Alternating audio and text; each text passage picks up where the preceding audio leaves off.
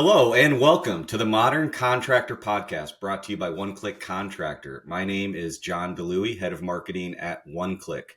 Today I am joined by Chad Hunt, VP of Business Development at Click, and Steve Cespedes, VP of Sales at Vytex Windows and Doors.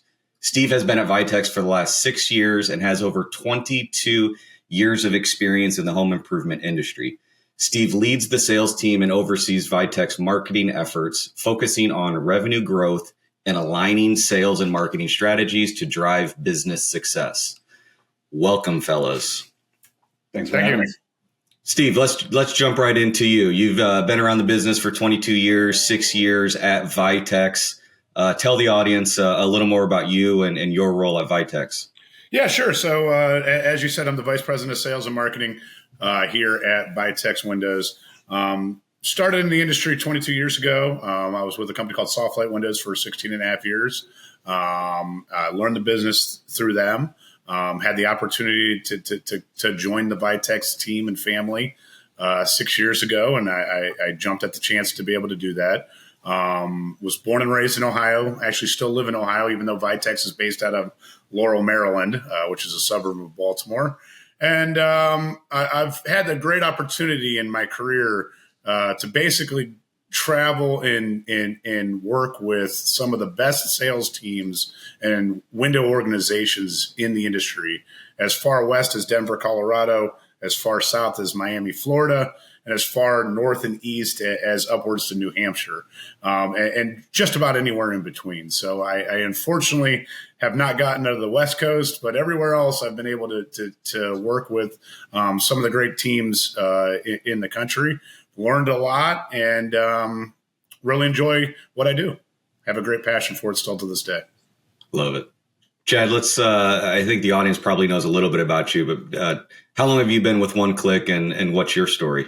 Yeah, so been here for, I believe, a little over 4 years, Vice President of Business Development, as you said. So wear a few different hats on the sales side. So I work with our larger kind of strategic enterprise type customers. I come from an enterprise background. You deal with different challenges. Tech stacks are larger, more convoluted. You're dealing with finance departments and legal. So do that, work with partnerships, whether it's from the manufacturing side, like Steve and the Vytex folks, or just kind of general partnership stuff. So that's me in a nutshell. Steve, so, growing up in Ohio, 22 years in the business, was sales your dream job coming out of school, or how did you end up in kind of the role you're in today? What's that path look like? Well, it's kind of a funny story. I actually went to school. I went to college at Ohio University. I was picking between Ohio State and Ohio University. I chose Ohio University because I was going to be in sports broadcasting. It was kind of a passion of mine.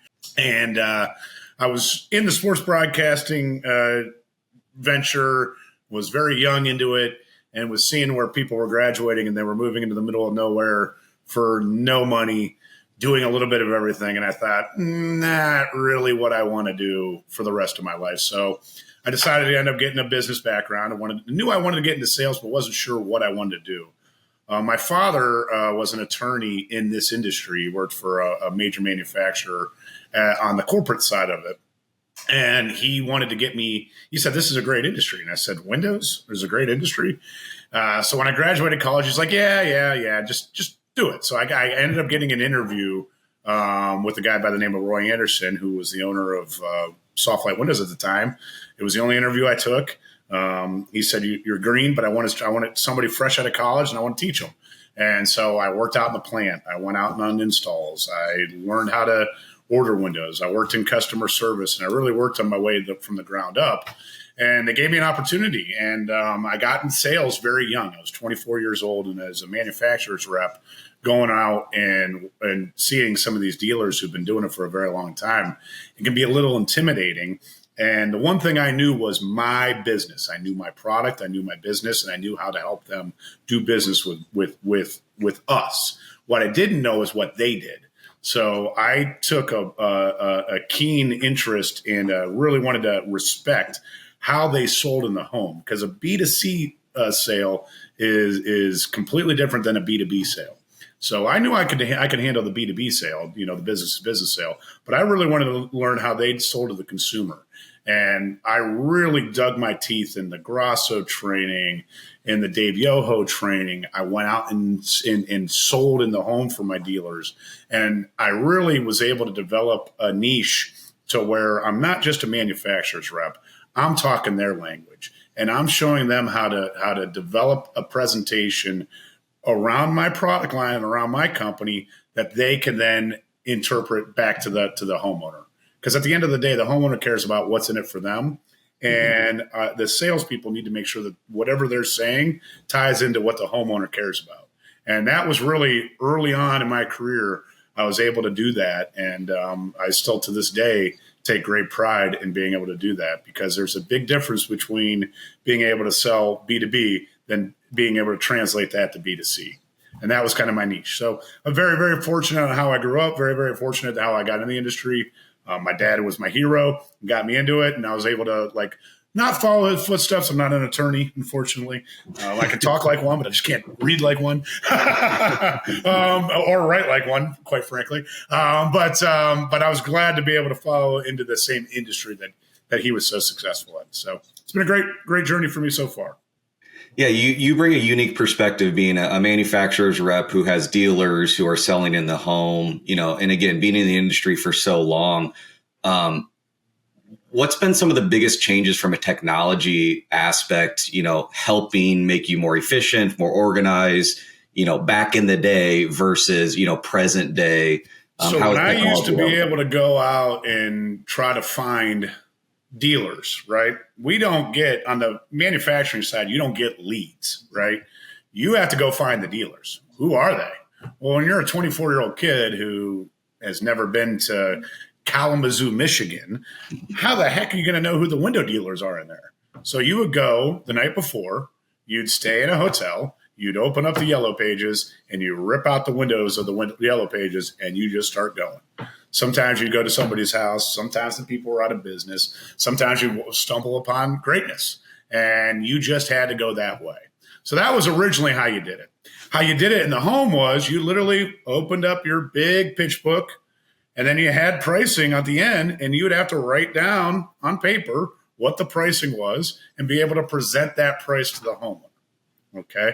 The problem with all of that is, especially with the pricing, it could be made up, quote unquote, in the homeowner's mind, that the salesperson just decided this is what I'm going to charge you. Yeah. So one of the things that the technology, especially on the home from the B2C perspective, is that has changed is you're really able to present a presentation and a price in a very, very professional manner, coming from some type of computer system or some type of system like a one-click contractor uses, and be able to have that presentation that's masterful presentation, that's very professional. And then when that price comes up and is generated, it's a real price. You didn't just make it up. You didn't just go into a book and say, did I add this? Did I add this? You did it all in the system. The whole window is built out for you there. The whole platform is built out for you there, and it spits out a price. It's real. And that's one of the biggest benefits that I've seen as far as technologies. For my career, obviously, Google changed everything. The phones changed everything. And you're able to find stuff like that, whereas before you were never able to do that. You just had to ground and pound. Chad, what about in your world, right? Little different career path, but again, technology played an impact or continues to play an impact. And given your unique role at One Click, how has technology helped make selling more efficient, as a sales leader and at the sales rep level? Yeah. So, I've been in technology almost my whole career, and it wasn't the plan. I kind of dumbly stumbled into it. But a couple years out of college, I was working at a boutique investment firm focusing on real estate. Again, dumb luck that I had the foresight of seeing the writing on the wall of real estate in 2007, 2008, if everybody remembers that. And so had an opportunity to present itself to go work for a construction company that got a grant down in Florida. And it was doing mitigation on mobile homes. And the reason why the company won the grant mainly was because of technology. And so you got to think this is 2008. technology was not in the construction space, but they were getting signatures remotely. So I had the back end of my Explorer open. I had a printer, I had a computer, I had a signature pad. So you were doing it to close out jobs. And I could go into details about that for days, but that was like my first foray into technology in the construction space. So we did that for a couple of years, and then I had the pleasure of going with that crew, and we started a technology company. And the world is all familiar with EagleView.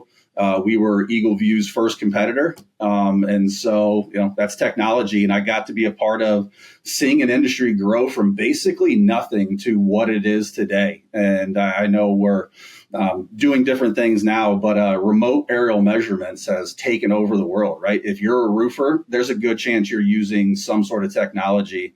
And I started out and I was running the customer success department, doing all this stuff. I wasn't really in sales, but got to see, the impact of what this could do on somebody's business, the efficiencies that could be derived. And then moved into the insurance space, which the insurance space is as archaic as the construction space. It's all manual processes. And I literally got to see the insurance industry adopt aerial measurements and fundamentally change the way they do business. Right. And so, I've been out of it for a while, but it was well over 70% of the claims in North America leverage this technology, right? Something that didn't exist a handful 10 years ago to now where they're going through it. And that really opened my eyes of the power of technology. And there's something I say all the time, just from it's not philosophical, but if you're ever evaluating technology for your organization, it should be removing steps, not adding steps. And so when the opportunity for OneClick came up and started looking at it, I loved it that it wasn't single threaded, where a roof report or a wall report, you're focusing on houses, that's it, right? And it's construction or it's insurance.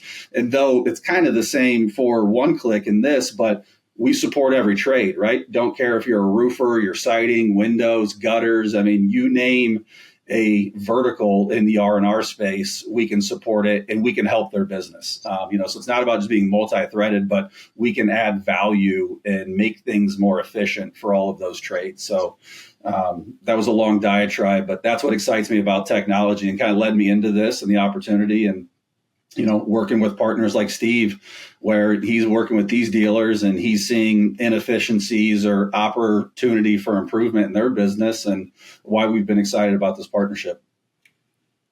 Yeah, let's dig into partnerships. Steve, I'm curious from your perspective how, leveraging technology is one aspect. How have you as a sales and marketing leader taken advantage of partnership opportunities like OneClick, right? Or like others in your organization to help, maybe it's expedite sales or put guardrails on your sales team or, enable your sales team to focus on their job, and get rid of some admin tasks. How have partnerships helped you, be more efficient? Sure. So the idea from a manufacturer's perspective to a dealer is a couple things. Number one, obviously, you want to make a great quality product on time, consistent. You want to make sure you're communicating at all times. But the next phase of that is then going to be ease. How easy are we to do business with? And communication and then technology really ties into that ease of doing business with. So we want to be able to have the salesperson be able to type up a quote in the home, be able to sell it on a contract, be able to send that straight to their measure tech be able to verify whatever they need to verify to the person who orders, and that person who orders then go ahead and order it straight into our system where we don't even touch it. Off we go. We manufacture it, and it's delivered within 2 to 3 weeks. We want to be able to do all of that as seamless as possible. The days of writing down, is that a 6 or an 8? Is that a 9 or an 8? What the heck does that say? Those days are becoming few and far between. And what we need to do is we need to be able to give our dealers and our partners that avenue to be able to embrace technology. We sell a breadth of dealers. So we'll sell some of the highest end tech dealers who have 50 sales to 100 sales reps, and they embrace technology like you can't believe. And they are already in the forefront of that. We sell other people who've started their business for a couple years. They're really starting to go. It's a mom and pop shop. They're starting to really develop a following. They have a great reputation in their marketplace, but they don't have access to be able to buy to be able to have access to like a one-click contractor. They're not going to the trade shows. They're not seeing like what some of the technology that's out there today.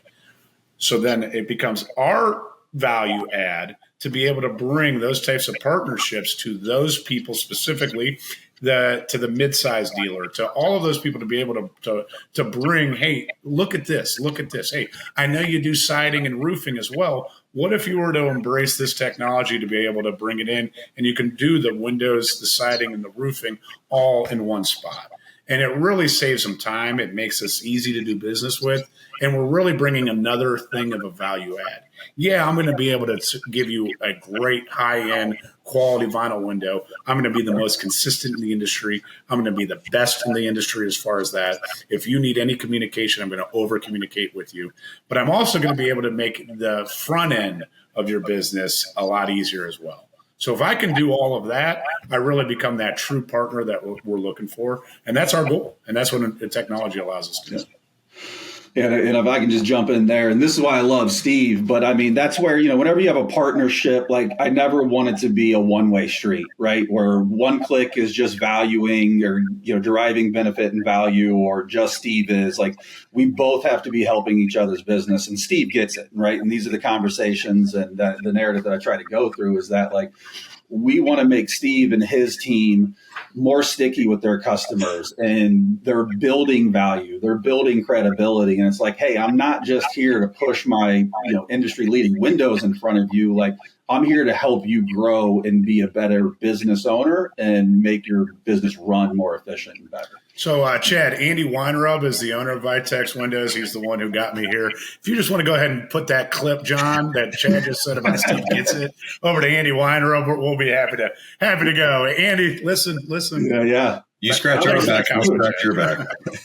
No, but it's true though, and that's what's exciting about it. And we're bridging that gap, and I think he said it like really, really well. Of a seamless journey, if you will, or sales process. You're going in the home, you're doing what you need to do, you're closing the deal, and then it's flowing through for production. And that's really what this integration, like that's what's at the core of the base of this integration, is bridging that gap between the in-home sales process and then the production side of it, the ordering, where everybody's winning. No doubt about it. And one of the things about Vytex, like I said, the Andy Weinrub is so important to our story because he's the gentleman who started our company 36 years ago. We're still a family-owned and operated business today. He still owns the company. His son, Adam, is the president. His daughter, Olivia, is the vice president. His wife, Magda, is in HR. So it is truly a family-owned and operated business. We started in just that Maryland, Delaware, Washington, D.C., Northern Virginia area. That was it. We measured. We would do a measure and install program with everybody. So we measured, we installed, we manufactured, we serviced. That's how we did it.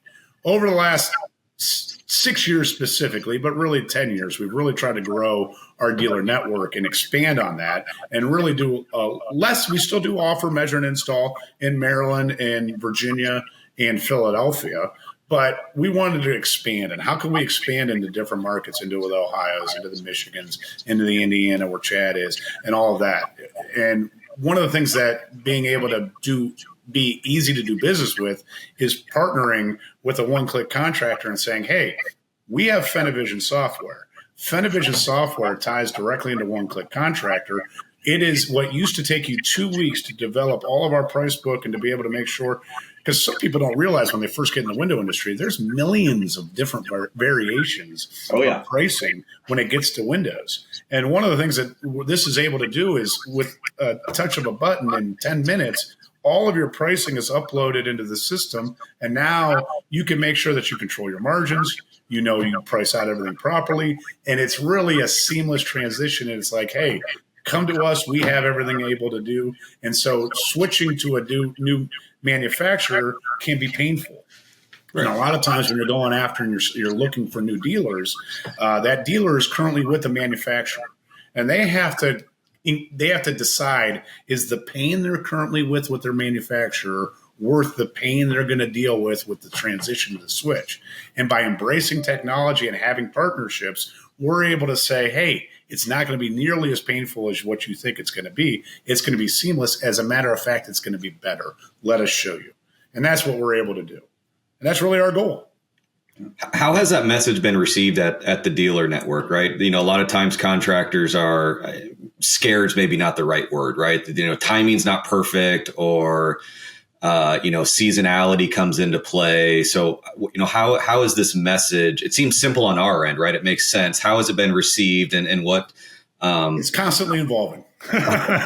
So sometimes it works great. Sometimes it's pretty seamless. Sometimes it takes multiple conversations. Sometimes people have a system and a platform that they're currently using that is okay for them. I'm not saying it's great, it does it all, but it's okay for them. Mm-hmm. And that's fine too. It's our job to be able to present it and be able to give them the opportunity to do it. And I would say there's no one great answer, because everybody's different. I sell to people who have 5 employees. I sell to people who have 500 employees, and everything in between. So it really depends on what they're currently doing, what their current business model looks like, what they're looking to do in the future, and what they currently have in place. So I'd say it's gone pretty well so far, but I'd say it's always constantly evolving, and it's up to us to constantly make sure that we're bringing it up and talking it and bringing opportunities to Chad and your team over at One Click, and vice versa. You guys have a nice job, have a nice people that currently use One Click. That maybe Vytex would be an opportunity because they're looking for something different on that end. So it works side to side. Yeah. No, and I think to speak to the One Click side of it, the opportunities both ways. Steve and team, they're talking to dealers, whether it's new or existing, and doing introductions, leads, if you will, over. But then on the flip side, right? Like, we have a lot of One Click customers that sell Windows, and they're going through that same laborious process that Steve referred to, of they're having to build out price lists. And Windows are, no offense, Steve, Windows are terrible from a technological standpoint, because there's a million combinations, right? Like, you want to go quote a roof, it's pretty straightforward and pretty easy. Gutters are the easiest ones, but you get into Windows, it's crazy. And then, a lot of people aren't selling just one line. So they'll come and they're like, hey, I got these 3 manufacturers with these 3 lines. And, it's a massive lift to build out a price list on your own. With One Click, we'll do that for you, but let's do it even better and leverage somebody like a Vytex where it's already done.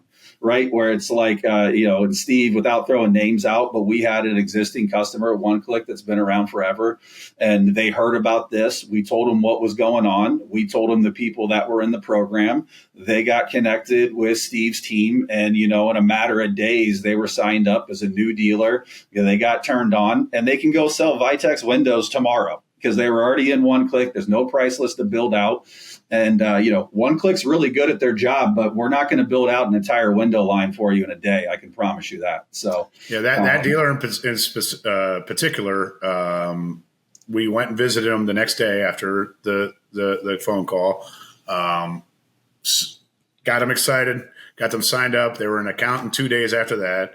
We got them samples. We're doing a launch in 2 weeks after the samples are made and delivered and ready to go.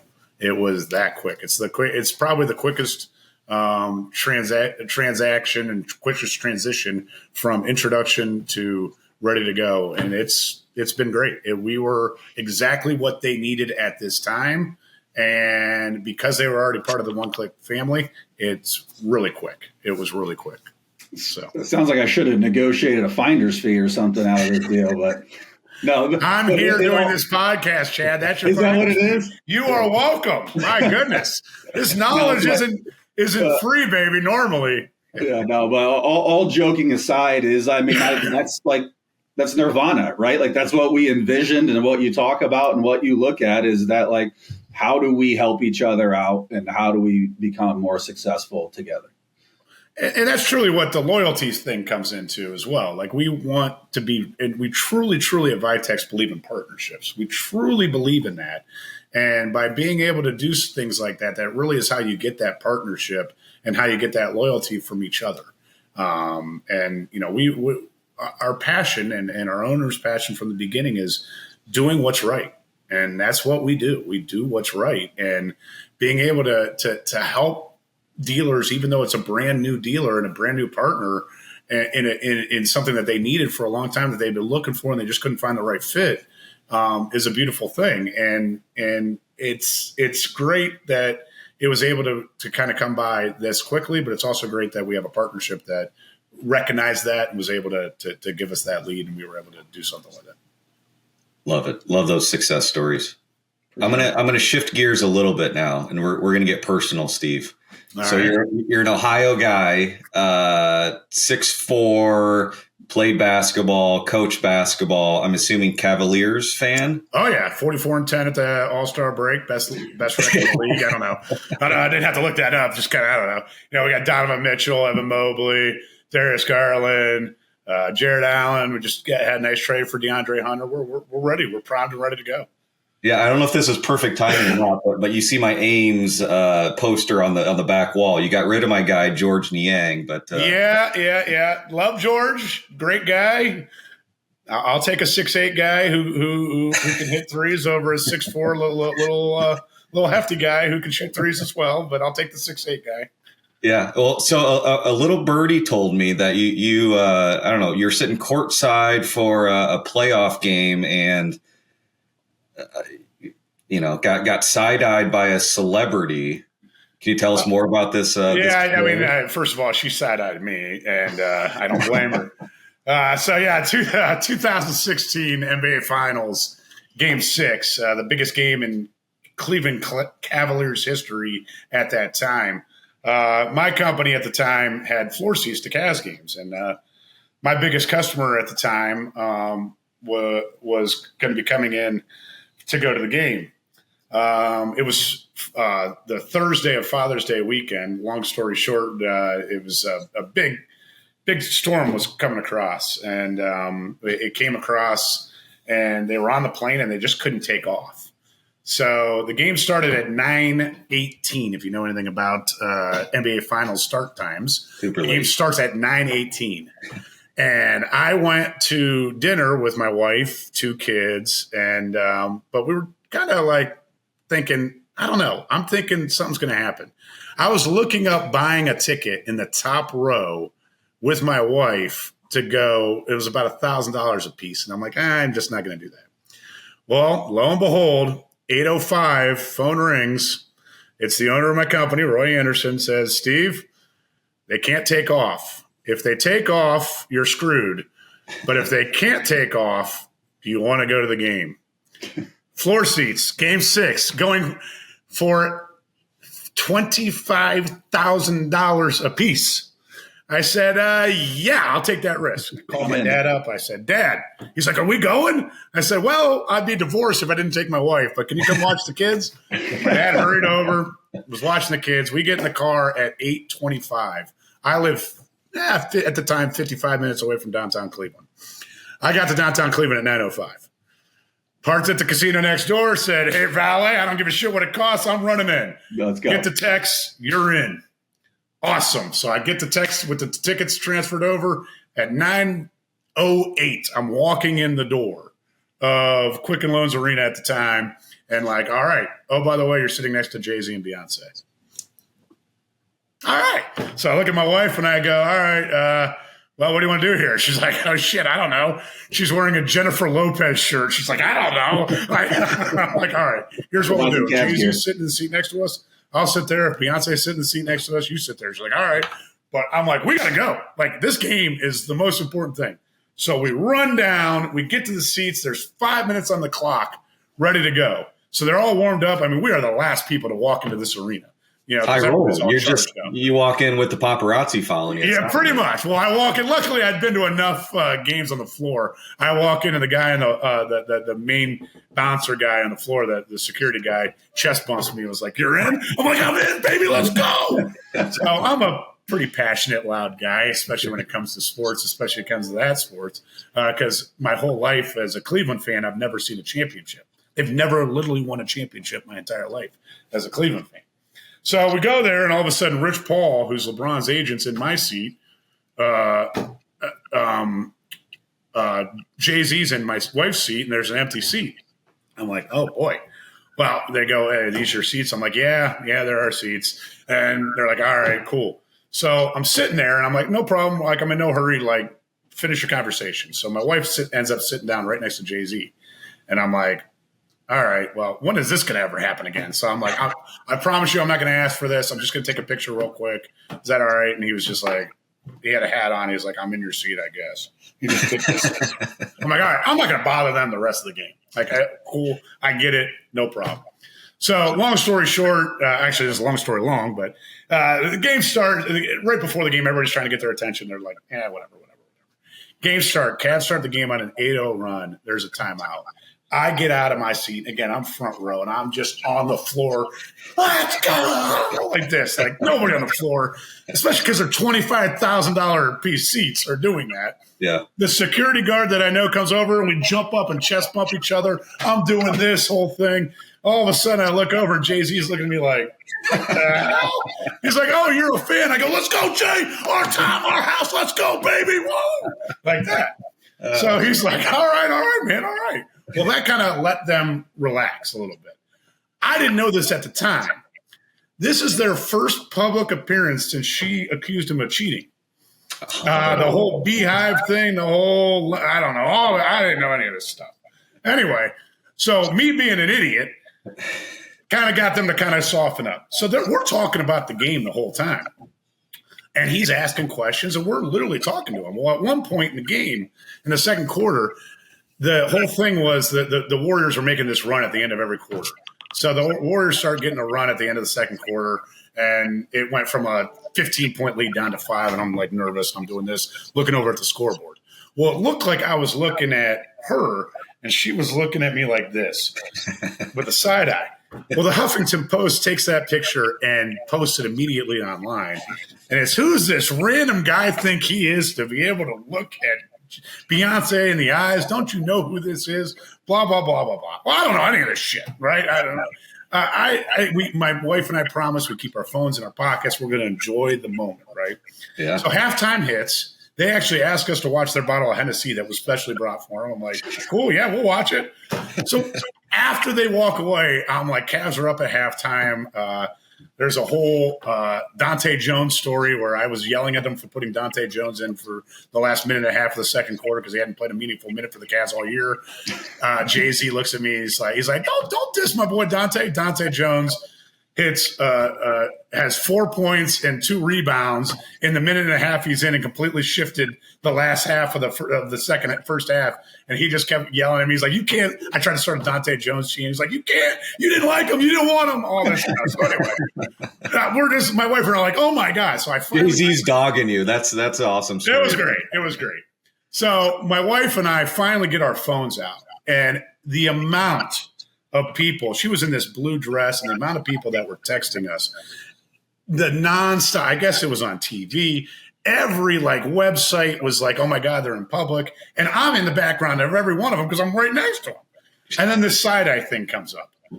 And I'm like, what the hell? Well, Beyonce comes back before Jay-Z and just sits down and starts talking to us. She's talking to my wife about kids and all that.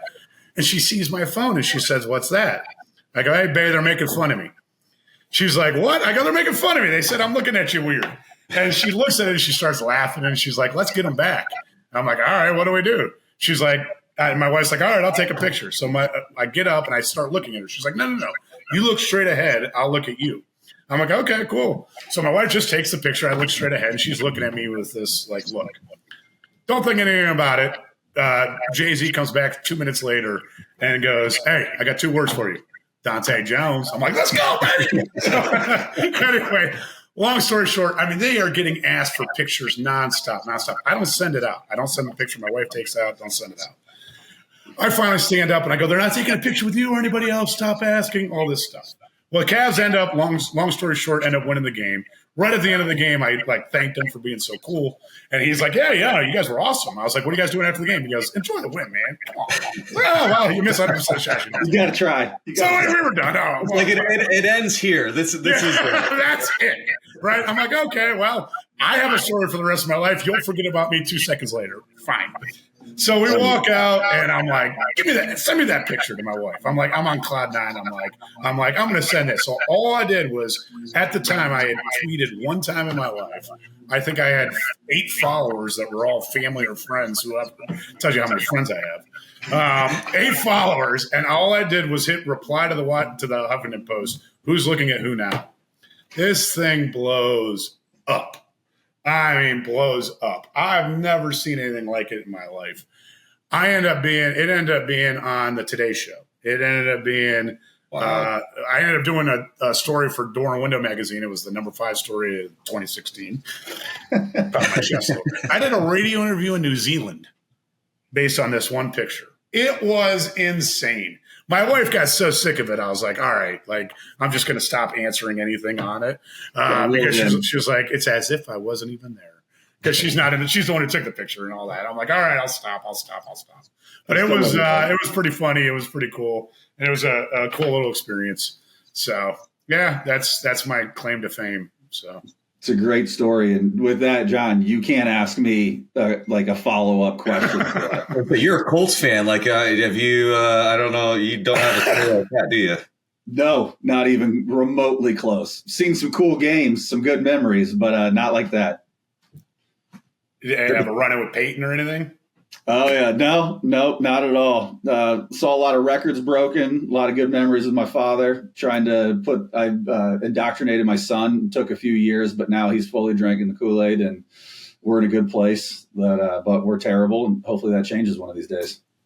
Being a Browns fan, I can commiserate. Luckily, I have Ohio State. My dad went to Ohio State. I grew up in Ohio State, diehard, and like I said, I went to Ohio University, but took a class at Ohio State just so I could say I went to Ohio State. You went there.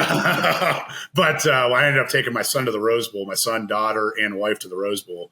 Nice. My father unfortunately passed away last year on his 70th birthday, and he never got to the Rose Bowl. And one of the things he said was, hey, do the things that you always say you should do. Yep. Do them. So we had an opportunity. We went to the Rose Bowl, and very, very grateful for that. So, that's been those things are the rewarding things, and that's why we do what we do now. So you can afford to do those kinds of things. Absolutely, you're spot on. One of the guiding tenets I have with my son, who's 12, is you got to be a good person, but you got to be a man of your word, and he uses it against me quite often. But we do have a handshake that whenever the Colts make it to the Super Bowl, that I was shaking him. So I'll have those memories, but I know it's going to cost me a lot. It's going to cost you. I will tell you this, though. Everybody I talk to about the Super Bowl, the experience around the Super Bowl is more important than the game. So take them to the experience and then go home for the game. You'll save yourself $30,000.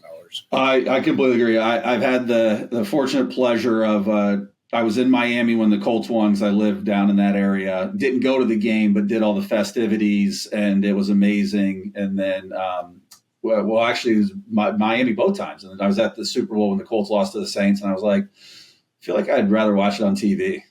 Yeah. I've been to a couple of national championship games that Ohio State won and a couple that they lost. And the ones they lost are pretty miserable. Yeah. Luckily, the Rose Bowl game, we were up 31-0 on Oregon midway through the second quarter. So that was like, hey, this is heaven on earth. Let's just soak this in. So Love it. Well, I like to end on this question. I'm going to ask the same question to both of you, and you guys kind of touched on it. Chad, we'll start with you. If you could go back and give advice to your younger self, knowing what you know now, knowing the career path you took, what you learned, the hardships, the good times, what would you go back and tell yourself? One of the things I embraced it in my early age, and it was to a fault, is that I've always been kind of a lone wolf, a self-starter, if you will, right? So it was like, hey, give me my task, my direction, whatever it is, and I'm going to go tackle it. I'm going to go do it. I see a lot more success around surrounding yourself with good people, like-minded people, and just learning together and then leveraging their brilliance and their strengths versus your weaknesses. So I think probably the first thing that came to my mind, there's probably a whole lot more that I would do different, but that would be one from a business perspective that I would tell myself. Love it. Steve, what about you? If you could go back and give advice to your younger self, what would it be? Listen, learn. Listen, learn, and then have effort, energy, enthusiasm in order to excel. You have to be passionate for what you do. You have to listen early on. You have to learn from everybody you possibly can. Not everybody's advice is good advice, but how the hell are you going to know if it's good advice or not if you don't get it from a lot of different places? And incorporate everything that you have listened to and learned from and incorporate it into your own. You have to be your own personality. I don't expect anybody else to be my personality. I totally get that. You have to be your own personality. But the people that have done it before you have done it for a reason, and they've been successful for a reason. And you have to listen and learn on what made them successful and try to emulate that in some ways and put it in your own way, but also what they did that didn't make them successful. And the only way that you can continually to grow is by continuing to learn. Technology was a big thing on this podcast. And if you're not continuing learning about technology and continuing learning, you're going to be caught in the dust. I mean, some of the biggest manufacturers that you used to run into, some of them don't even exist anymore because they didn't evolve. Some of the biggest dealers in our industry didn't evolve and they went out of business. So you need to evolve as a person, evolve as a business. And the only way you can do that is by embracing, listening, and learning. So that's what I would tell myself. I still to this day have to tell myself, I love to talk. I love to go up on stage. I don't know if you heard, I'm a little bit demonstrative in my things. So I love all that. Passion. However, I do also understand that I don't know it all. And you have to listen. Love that.